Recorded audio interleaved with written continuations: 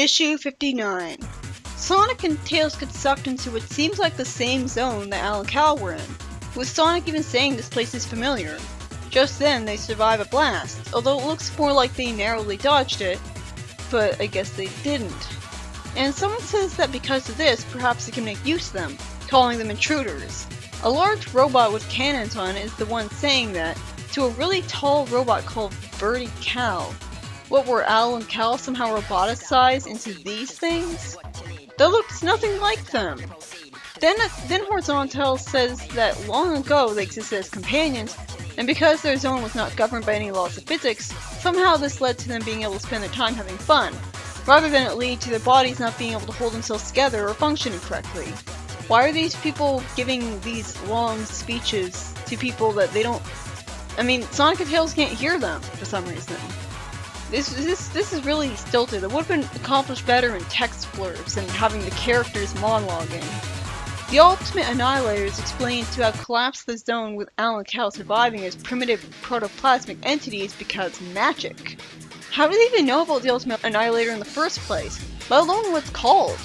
Also, because magic, their zone began to re-evolve instead of just staying collapsed, and as did their primal powers grow, so did their mutual mistrust, and they began to blame each other for the destruction of their home.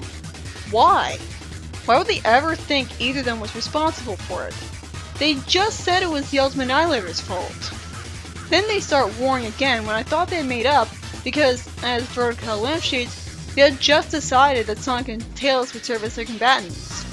They still haven't explained how Al and Cal got transformed into their mechs, but I guess that's magic too. Although that just brings up the question of how they were able to stay in their human forms for so long, and why they didn't just go back to those forms instead of these ones. Not to mention why they even exist in the first place. Why would they, who are their parents in this zone?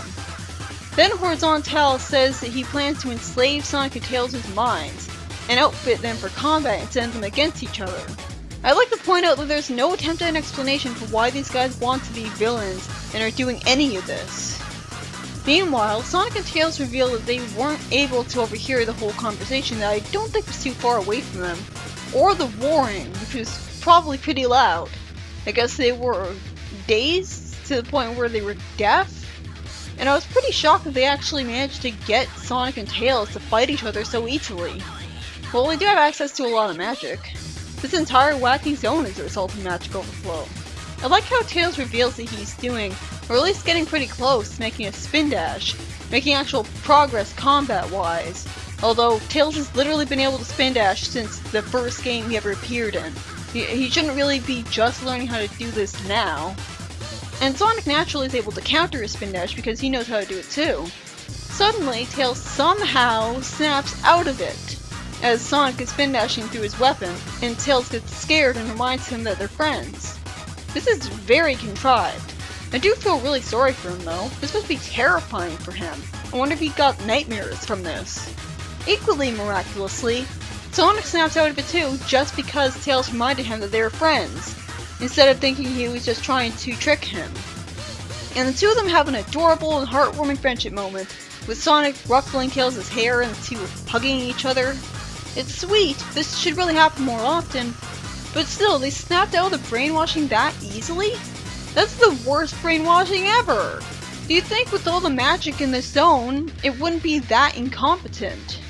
After Sonic asks Al and Cal why the hell they've turned into these things, he's not given a proper answer, which is all the more frustrating that you're just not asking the question at all. Instead he's told yours is not to reason why. What kind of grammar is that? Sonic and Tails put one arm around each other like best buddies, and adorably reason that the power of friendship can break through anything. This is sweet looking, but again, doesn't make any sense. Why were they even brainwashed in the first place then? Tails somehow comes to the conclusion that Al and Cal need to work together to create some kind of physical laws in the zone, even though it was already stated that the zone didn't have lots of physics to begin with, and that was why they're able to spend all day recreating, and they don't tell Tails that he's wrong. Sadly, they just keep warring for no reason, in what I think is even supposed to be funny. And Sonic and Tails are fortunate enough to escape from the zone, with Sonic saying the cathartic line, "Good riddance." My sentiments exactly, Sonic. Good riddance to this story. It had no logic whatsoever and was just made of plot holes and contrivances. There's a backup story at least, which I had to go out of my way to find. We actually get a good downtime story for once, as we get to see something Sally and Rhoda do in their spare time. They're skydiving, just for the fun of it, all to celebrate the fact that now Eggman isn't there to stop them from it. It's pointless in the grand scheme of things, but lighthearted downtime is still something really valuable that should be a lot more common, especially after a long time of a serious tone. A random civilian then invites Sally, Rotor, Hamlin, Hershey, and Lupe from the Wolf Pack in for dinner. Before they can do that, Sally goes to look for Lupe and Eric, with Eric, whoever that is, being caught in a tree. Fortunately, Sally somehow thought to bring a knife with her to cut him free from it because I guess she was smart enough to plan for this exact scenario. Then they find Lupe, since she shows she's able to howl really loudly because she's a Wolfmobian. And with me being a little underwhelmed that no real conflict happened with the missing partners, they get invited for dinner with some random civilian, with Sally replying to her question of what it's like to be a princess with, "I'll have to get back to you on that." Naturally, as it'd take a long time for her to finish complaining, it'd be awkward to just walk into a stranger's home complaining in the middle of a long rant and then have to repeat everything you said to her. Then Sally goes home, with Hamlin bitching that it looks too high-tech because I guess he got the Echidna virus thanks to Robotnik, and Rosie immediately offers Sally a cup of hot cocoa before turning in. Aw, that's sweet. Again, she's a good mother figure. It's nice to see moments like this reaffirming that. At the end, it turns out Sally was caught on camera because, well, Robotnik probably had those in the base already, and no point in letting them go to waste. And the king tells Jeffrey to escort the princess to her with a royal guard because she's been avoiding him lately and they need to talk. Yeah, she's been avoiding her father, after finally getting him back to normal, even though Sonic told her when he left that she should get to know her father again. So why is she avoiding him? Sadly, the story ends before we get to find out. The first story was written by Mike Gallagher? Huh, it's been so long I thought he'd been fired. Same for Mike Kantorovich. I guess he's the one who left. But yeah, with all the complaining about Penders, you'd think he wrote the story. But instead, he's writing the Knuckles comic, which is actually good, and one of the best writers wrote a story with no logic whatsoever.